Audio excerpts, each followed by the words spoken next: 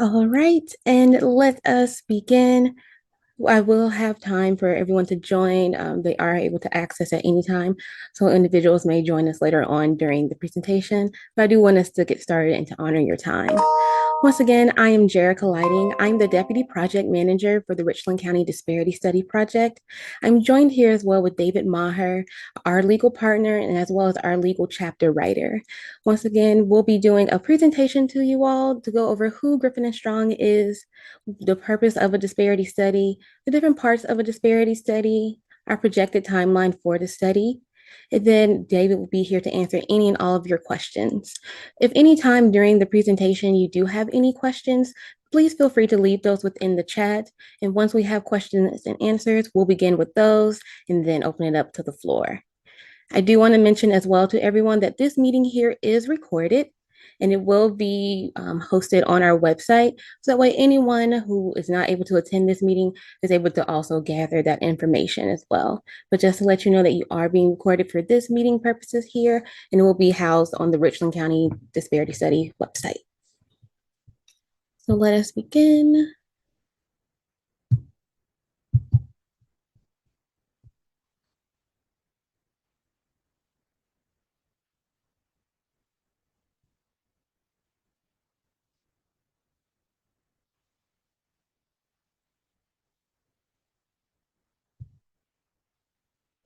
I'd love for my full screen to show for me.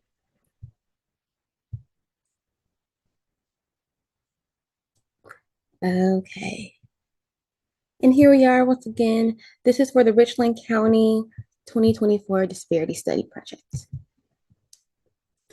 So a little bit about Griffin and Strong PC. We are a law and public policy consulting firm based out of Atlanta, Georgia, and we specialize in disparity research, contract compliance, supplier and diversity implementation. We're a firm with more than 30 years of experience within this industry and believe we have the most qualified team as well, with 6 Juris Doctors, 2 PhD economists, PhD in social psychology, and a PhD in anthropology. Do like to note that none of our studies have been challenged or overturned in court. Although some of our experts have served as witnesses for other disparity studies, none of those have been conducted by GSPC. So I thank you for being here with me to answer this really core question is what is a disparity study? A disparity study is an objective research tool that determines whether there are disparities in a governmental agency's procurement activities of certain groups. It further determines if those disparities are statistically significant and if they are mostly caused by the race and gender status of the firm owners. So we are not here to say that there is a disparity, that there is one that is currently here. We're here to objectively research and to see if one exists or not, and to report those findings and our recommendations on that. The findings of this disparity study will result in recommendations by the study team to remedy any disparities if they are found. The recommendations, if accepted, are intended to be implemented as policy by the county. As mentioned, we are a law firm, and that is because any disparity study is based within our legal approach and within legal basis. So disparity studies form the factual basis for remedial contracting programs. This initially arose from the City of Richmond versus J.A. Croson case, and then was later followed by the Adirondack Constructors versus Pena case, which applied the same ruling of Richmond and Croson to federal fundings as well. We do want to note that the controlling case within the Fourth Circuit, which is where Richland County is located, is the H.B. Rowe versus Tippett case. Croson did have prongs and for information that we have to satisfy for a disparity study to be produced. And that is strict scrutiny for any race-based programs, intermediate scrutiny for any gender-based programs. It must have a factual basis in the evidence, and the methodology must be dictated by case law. Any remedies that we give must be narrowly tailored to avoid over-inclusion or under-inclusion of these groups, because in the eyes of the court, over-inclusion is the same as under-inclusion. Croson also desires for there to be a public interest for a disparity study to be done. So you being here with us helps us satisfy that requirement given by Croson as well as the other interests and events that we'll be having along the study. So we do thank you for you being here with us. Then we'll go into our methodology and our approach. So within our disparity study, there are a lot of moving parts. Some things are done isolated and some things are done in tandem. This is a general overview here, and within our later slides, I'll go into a little bit more detail about each one of those. We start out with our legal analysis, a policy review, data and cleaning and collection, a relevant market analysis, utilization and a threshold analysis, an availability analysis, the disparity analysis, a private sector analysis. We collect and analyze anecdotal evidence. And then finally, we give a report with our findings and recommendations to the county. We start with our policy review.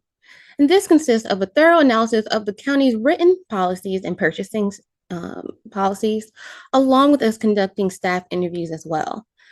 What we're looking for is to see, are the policies as they're written present a barrier to MWBE firms? Are these policies understood by staff? Is there a discrepancy in which how policy is written and then how the policy is implemented? And what policies can be modified to promote inclusion just on their face? We then go into our relevant market analysis. And this is our analysis that establishes the marketplace that we're going to be studying for the rest of the disparity study. And that is determined by geography. We analyze that location by going through 75% of the award dollars that are spent within each of the majority procurement categories. So we will start within Richland County, and then we'll spread out till we hit 75% of all of those dollars within a certain area. And we do that by each industry category that the county procures. And then that is also then disaggregated by race and by gender. And only the firms who are within that determined relevant market are going to be included in the study. So even if there are payments or firms that may be in Texas, we're going to go by where that 75% geographical market area is and determine and use those firms there. Once our relevant market is established, we'll move on to our utilization analysis. And that data is measured for both prime contractors and for subcontractors. We disaggregate that data by the year for the study period, the industry categories, and then by race, gender, and ethnic status. We want to have a full picture of the county's procurement process and of their payments that they give out. And so we make sure we see who is being utilized by firms and by race and by categories to give us that full picture. Along with giving us that narrative that we need, we also do a threshold analysis, which gives us the level of the contracting by an award interval. That will determine then if contract sizing may be an issue for our small businesses. So we look to see, are small businesses also getting $1 million contracts or just smaller contracts, which will further help us narrowly tailor our remedies that will give to the county at the end of the study.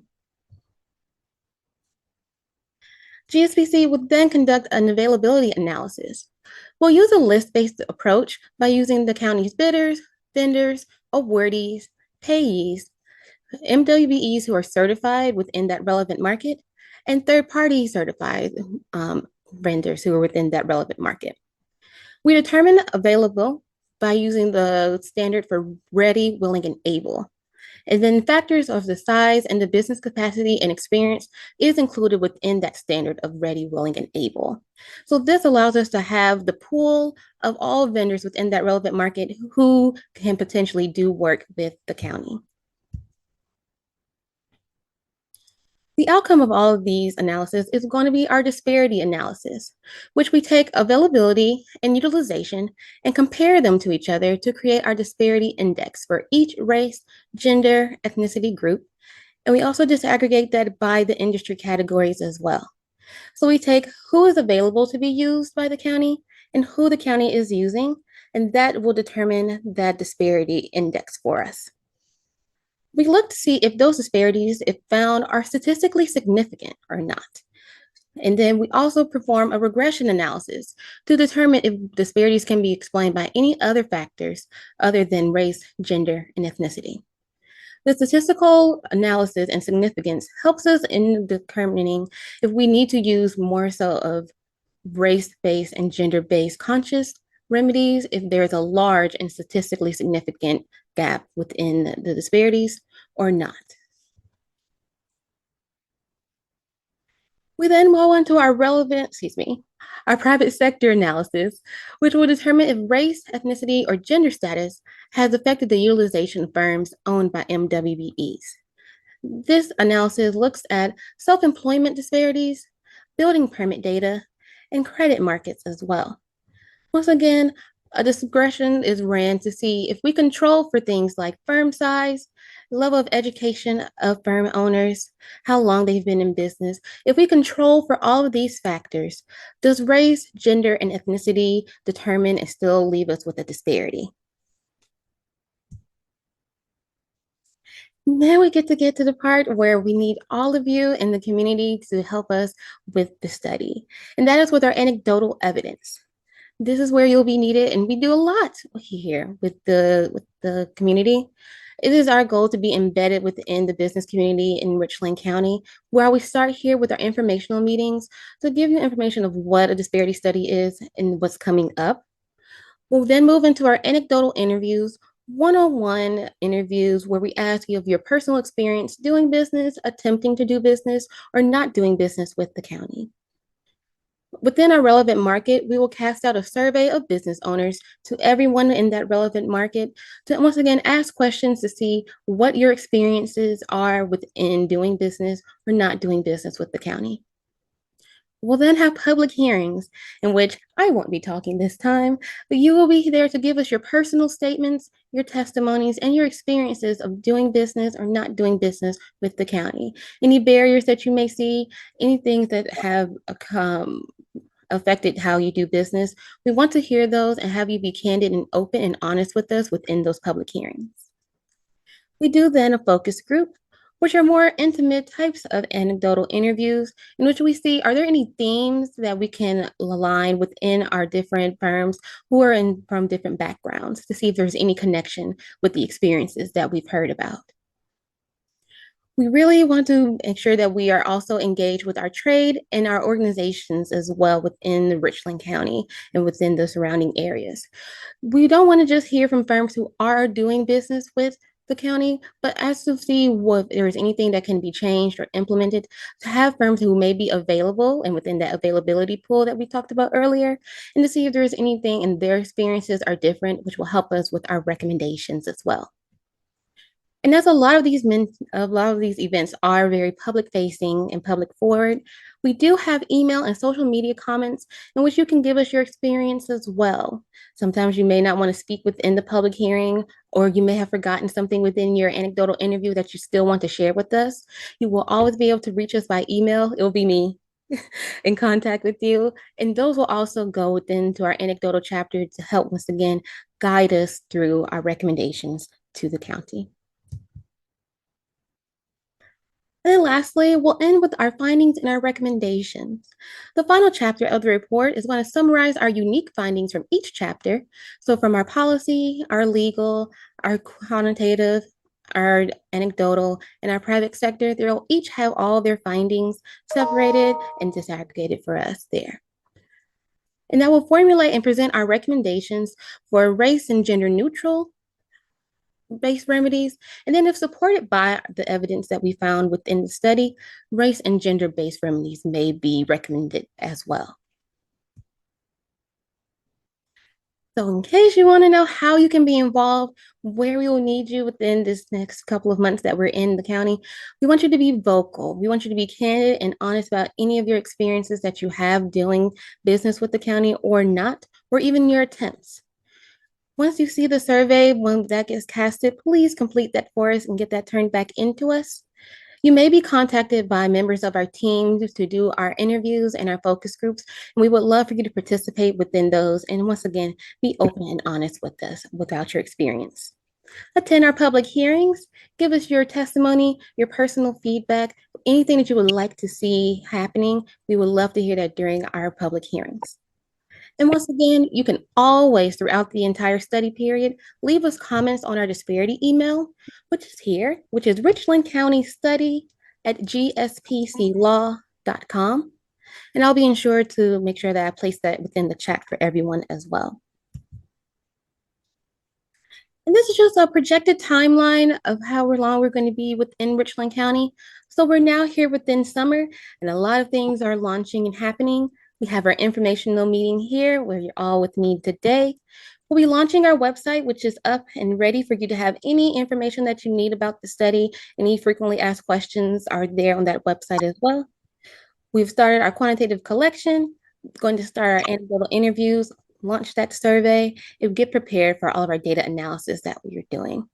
That will carry on into fall of this year and winter. And then spring, we're hoping to wrap up and have our presentations within April to the county. And at any time you need to reach us or have anything that you would like to say, you may always reach us at our Facebook, our Twitter, and our website. And if you want to find out more information about all of the community-based events that we'll be having, those will be hosted on our website, which is richlandcountydisparitystudy.com. Once again, this recording of this meeting will also be housed there for anyone who hasn't been able to attend with us, and the same will happen for our public hearings as well. And with that, I will stop sharing.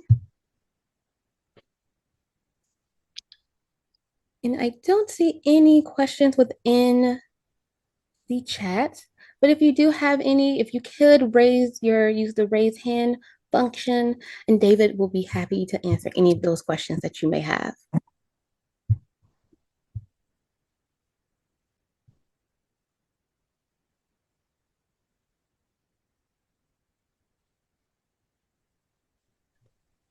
And I do see I'm trying to raise my hand. Yes, go ahead. I'm sorry. Good afternoon. This is Lucinda Lewis Ellis. Thank you so much for providing that overview.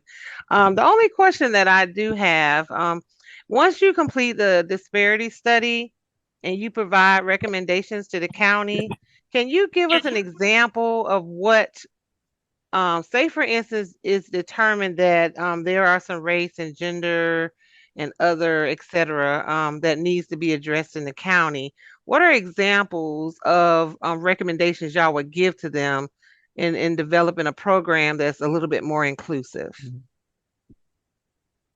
Oh, good afternoon. Happy to field that. There are a number of things that we might recommend. As Jerica mentioned during the presentation, some of those might be race and gender neutral, some might be race and gender conscious. But if I'm hearing your question, it's assuming that we find significant disparities, what are some of the kinds of race and gender conscious remedies that we might recommend? That's correct, yeah. Right. And so one of the things that we oftentimes recommend is to put contract by contract goals, subcontractor goals on some of your larger, starting with construction contracts, but also you can do it in professional services and other services contracts. And essentially what you're trying to do is to get your prime contractors to open up opportunities for women and minority-owned businesses to participate as subcontractors. And this does a couple of things. First, of course, it benefits those firms who get to participate in those contracts, but the more work that they get with the county, that grows their capacity. And the goal, of course, is to grow capacity sufficient enough that they could become prime contractors themselves. And so that's oftentimes something that we do at that initial level of race and gender conscious remedies.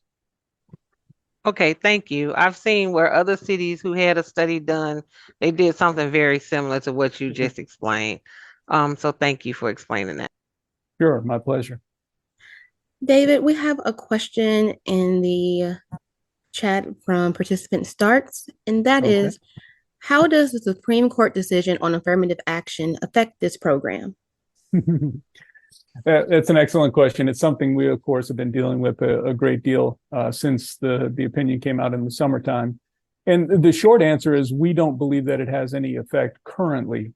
We are concerned, of course, that down the road there may be more efforts to attack affirmative action outside the context of education. So that's kind of the short answer. The case that came down in June is the Students for Fair Admissions case versus Harvard College and the University of North Carolina. And again, that was in the context of education and the efforts to increase diversity in education. That's a very different field than affirmative action in public contracting. And so really the opinion doesn't have a lot to say about the kind of work that we do and the kind of programs that many of the municipalities or counties or states have been running, whether they be gender neutral, race and gender neutral, or race and gender conscious programs. So currently there really is no effect, but we do believe that the language, there's some very broad language in there, some very substantial anti-affirmative action sentiment in the main opinion. And so it's, of course, our concern that there may be further attacks down the road on public procurement, but that's not been affected, at least at this point, with respect to the Students for Fair Admissions case. And of course, since the Students for Fair Admissions case, we're seeing a lot more, you probably have heard in the news, a lot more attacks on all kinds of affirmative action efforts or diversity efforts, even in the public, even in the private sector. They have been threatening and filing lawsuits against private companies who are trying to do either supplier diversity or equity and diversity programs within their corporations. So again, there is certainly the possibility that we're going to be facing greater attacks, but at the current time, public procurement has not been affected by the recent Supreme Court opinion. Thank you, David. And we have a few more questions that are coming through. I see from participant Lewis Ellis. The next one is, what has been the cons of completing the disparity study? I've seen the pros as explained. And then the follow-up is, how has the disparity study, how has the disparity studies had a negative impact on small minority and women-owned business enterprises? Okay, well, it's a little bit difficult to answer that in the sense that we don't know what this particular disparity study will find, right? So if I'm understanding the question, it's generally speaking, what we find in disparity studies, what kind of things might happen. So there really are no cons in completing a disparity study. One of the concerns that we oftentimes have at the end of a disparity study is that some of the recommendations that we might make won't be implemented by the governmental entity that we're doing the work with. And sometimes there are very good reasons for that. There may be budgetary problems. There may be, state law or county ordinances that prevent certain remedial efforts, certain programs. And so, for example, out in California, they have a state constitutional provision that prevents affirmative action in public procurement as well as other areas. But so the cons really are that the disparity study may recognize that there have been significant statistical disparities in the public purchasing of, say, Richland County, but that the county will not implement some of the recommendations that we might make that might help to reduce or eliminate altogether those disparities that we might find. As far as a negative impact on them, again, that would be a situation where these small women and minority-owned businesses would learn that there are, in fact, either structural or just, the present effects of past discriminatory actions, either by the county or by the private sector for which the county participates in purchasing. And if a small women and minority-owned business is made aware that there is a significant disparity, but that the county is not going to do anything about it, that's oftentimes an issue of kind of abrasive issue, an issue that unsettles some people, depending again on what is found in the study itself. Thank you, David. And I do want to note that to go along with that is, once we turn the study over to the county, it is their prerogative of how that gets released to the community. So we won't be releasing the study publicly. That will be to the county to determine how they would like to do that. We give them the full study as well as an executive summary, but that will depend on them on how that is released. Okay, one more question. I'm gonna do it on verbally if that's No okay. problem. That's fine. So as you know, Richland County has an Office of Small Business Opportunity Office.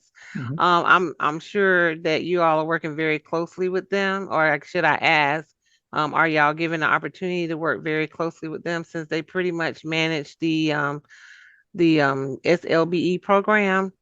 That's my question. Will Sure. they be involved in the work that you're doing? Yeah, the answer is absolutely. So as Jerica pointed out, one of the first things that we did, and that has been completed already, is the policy interviews and policy review of the existing written policies.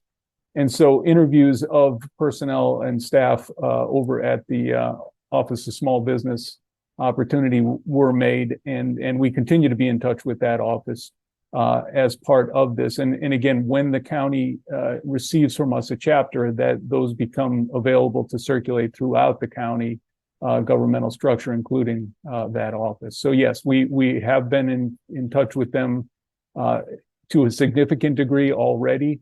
But throughout the entirety of this process, they will be in the loop as well. We often we have monthly meetings. We have monthly team meetings that have our team from Griffin and Strong, but also the research team that's been assembled by Richland County. And those are open to anyone in the government that wants to attend. And so even if they are not on the list of attendees necessarily, the Office of Small Business Opportunity can always participate in those monthly meetings with us. Thank you again. Sure.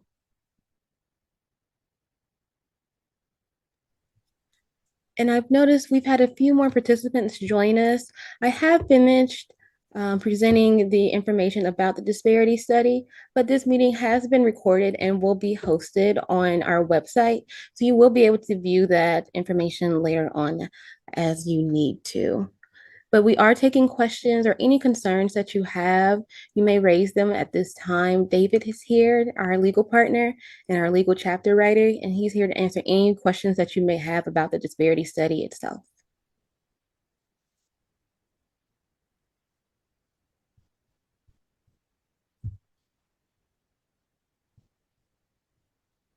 All right. And I don't see any more within the chat, but I will go ahead and make sure I place the website as well as the study email within the chat as well for everyone. Give me one moment to do that. And feel free if you need to, Ms. Participant Hampton, you can go ahead.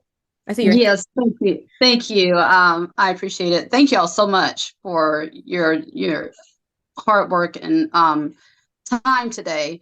I want to ask, what prompted the study? What said, okay, we need to do a study in Richland County? What prompted that? Yeah, that's really a question for the folks at Richland County, to be honest with you. But yeah, so disparity studies have been around for, as Jerica indicated, about 30 years now, and so most states, counties, or municipalities are aware of what they are and what they can be used to accomplish or to measure. And so generally speaking, what happens is Richland County would have put out a request for proposal to people who would like to do the disparity study. And we went through an interview process and a selection process, and that's how we were brought in as the consultants to do the study. But the decision to do a study was made by Richland County government. And generally speaking, in my experience, there's kind of two things that generally prompt it. And sometimes it's top down and sometimes it's bottom up, right? So from the top down, it would be Richland County government wondering, are we being equitable? Are we being fair and inclusive in our public purchasing? And this would be a way to find that out. Sometimes it's bottom up, which means that your constituents, your small businesses, your minority and women-owned businesses, are wondering why it is that it appears that there's not the kind of equitable opportunity and inclusion that they would like to see. And Right. so sometimes that is true and sometimes it is not, but that's what the study is intended to find out. So yes, oftentimes it's prompted by the business community, but sometimes it is from the top down. Up, down. Mhm. Okay. Thank you so much. Sure.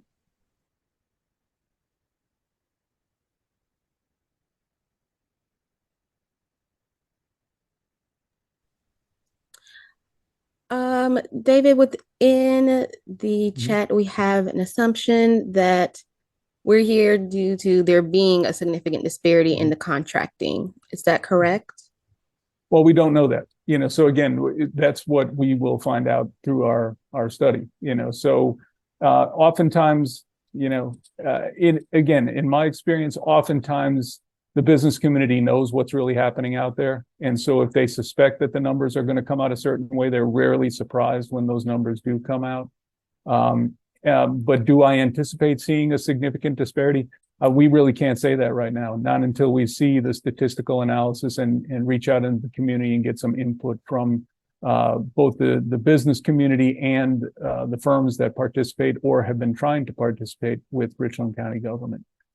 So it's a little bit early to make that determination, but again, in my experience, the business community usually knows what's going on.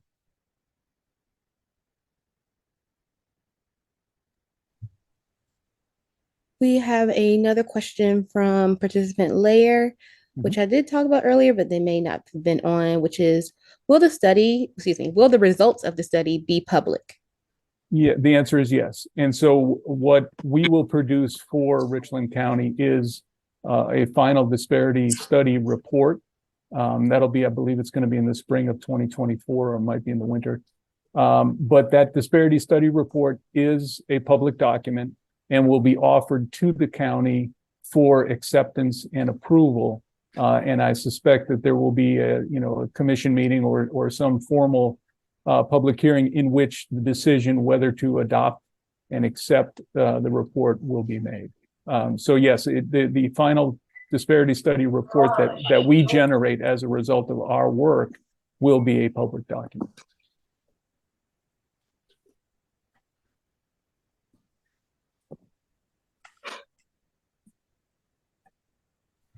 So there is a few of us on here. I'm trying to scroll through to see if anyone has their hand raised or anything.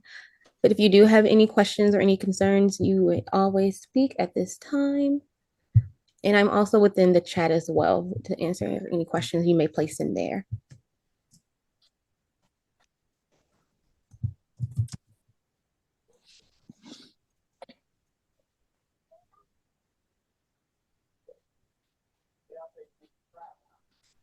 Okay, and then within the chat as well, I have placed our email for the study as well as the website for you. Let's see. Okay, I have some questions and answers in another section of the chat, which is, will the Richland County study be compared to studies from close by local governments or adjoining nearby governments? Yeah, that's kind of a question within a question. So, our study is independent, and it will be with respect to Richland County purchasing and the market, the significant, boy, Jericho, why can't I bring this up? The statistical marketplace for which Richland County purchases. The relevant market, yes. The relevant market. Right. So our study will be exclusive to Richland County purchasing and to the relevant market. Having said that, to the extent that the market extends to some of these other localities, so firms that may be a part of another program or part of another study may be captured by our study as well, because they are being awarded contracts by, say, city of Charleston, or, again, assuming Charleston is part of your relevant market area, or someplace like Augusta, Georgia. So the answer is the study itself is self-contained, but some of the firms and some of the purchasing decisions might extend beyond the study itself, if that makes sense. But no, we're not influenced by what say the city of Augusta or Augusta Richmond County may have found in their disparity study. That's a completely standalone document. Okay. Participant Settles, you had a question within the Q&A. Is that the same question for your hand raised as of right now? Yes, Okay, yes. I'll read that off for you then. He asked, is there a realistic role for rural minority companies to play in Richland County? Well, that's an excellent question. I'm assuming you mean that they're located within Richland County? No. We're located in Edgefield County. Mm-hmm. And the question reflects our desire to do business in Richland County. Mm-hmm. And realistically, being based in Edgefield, can we look forward to doing business in Richland County, because our approach is more of a statewide approach rather than just a local approach to this. Understood. Yeah, I mean, there is going to be no barrier to your participation with Richland County, assuming that you provide the kinds of services or goods that they purchase. But you may be outside what we call the market area. That does not mean that you can't be a vendor and you can't get contracts with the county. You wouldn't be captured in this study because you're located outside of their market area, but that doesn't mean you cannot participate in purchasing with Richland County, as long as, again, you provide the kinds of services and goods that they routinely purchase. Okay, thank you very much. Mm-hmm. All right. I did see one about whether we've completed studies in similar sized cities or counties, as the case may be. I'm happy to say and exhausted to say we've done studies of unbelievably varying sizes, including the state of Connecticut we're currently working with. We've done the state of Tennessee in the past. We've done Georgia DOT, which is a statewide study. But we've done a number of counties that are of a similar size to Richland County. And we've done a huge number of cities, including in North Carolina. I believe we've done probably 10 studies of cities in North Carolina and probably a comparable amount of counties in North Carolina. Again, many of which are the similar size. I think probably Wake County. I don't know the populations and the kind of amount of purchases, the numerical purchases that they make, but I would imagine Richland County is very similar to places like Wake County or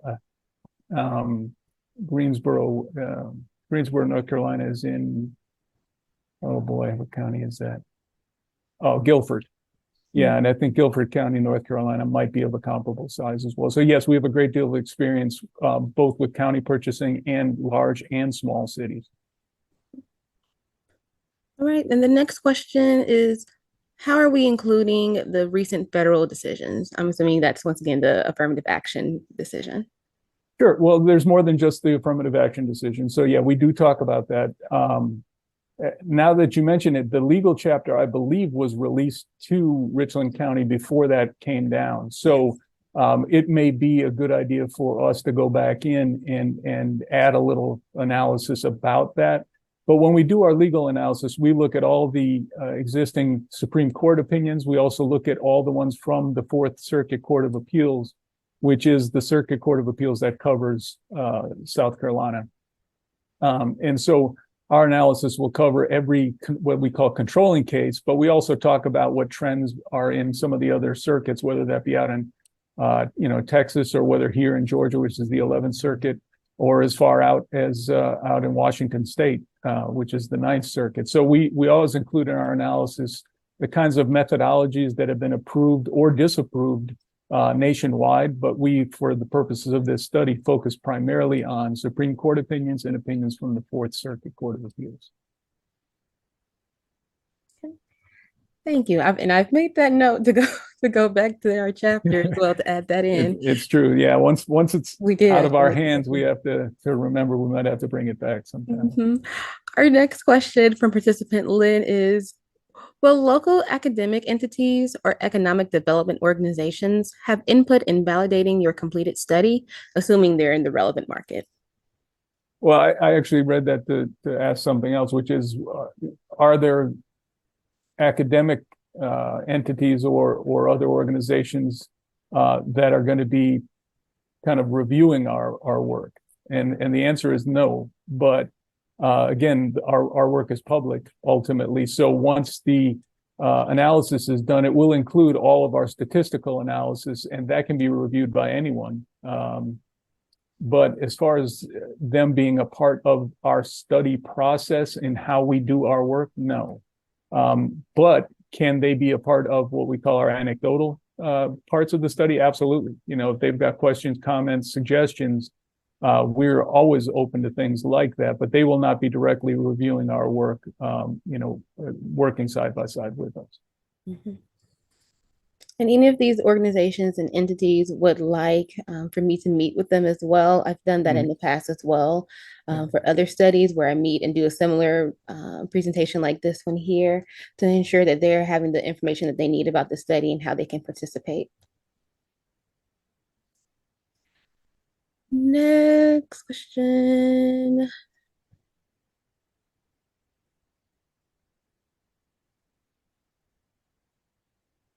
Um, sorry. Question was directed to me, but I'll read it out loud. Mhm. Does this study cover the state, not just Richland County? Yes and no. It is, we're viewing the purchasing of Richland County, but my reference to the state was more of where your relevant market may turn out to be, right? So where does Richland County do the bulk of its purchases? And it may be within Richland County. It's rare that that happens, but it does happen. So we could be exclusive to Richland County because Richland County does 75% or more of their purchases of goods and services within their own county. To the extent that they don't, though, we radiate out to nearby counties until we reach that 75% threshold. And if we don't, then we expand even further. So there is the possibility that your relevant market is the entire state, meaning that you're purchasing goods and services from around the state rather than just in Richland County. But we are only looking at the purchasing done by Richland County. We're not looking at any other cities or the state itself, just purchasing that's done by Richland County.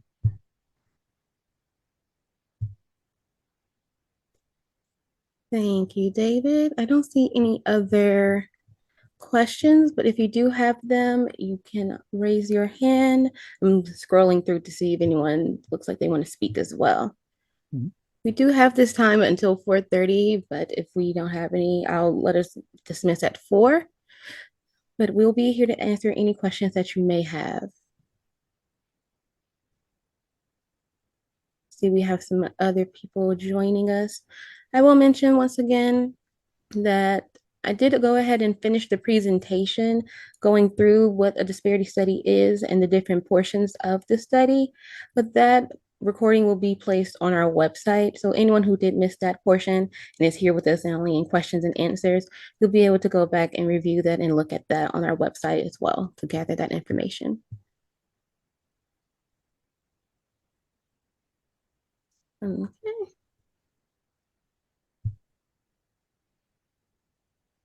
See, someone is trying to connect to audio, so I'll give them a moment just in case they may have any questions. And we answered the 2 within questions. Right before we hit 3:50, do we have any more concerns or questions or comments for us here?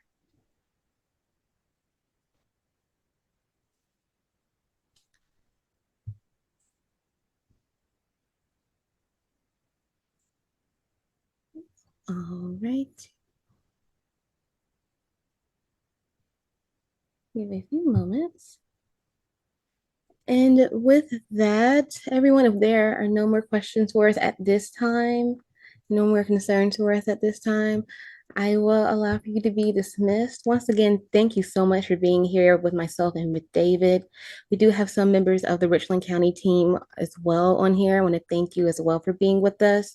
This recording will be on our website, so you will always have a chance to look at that.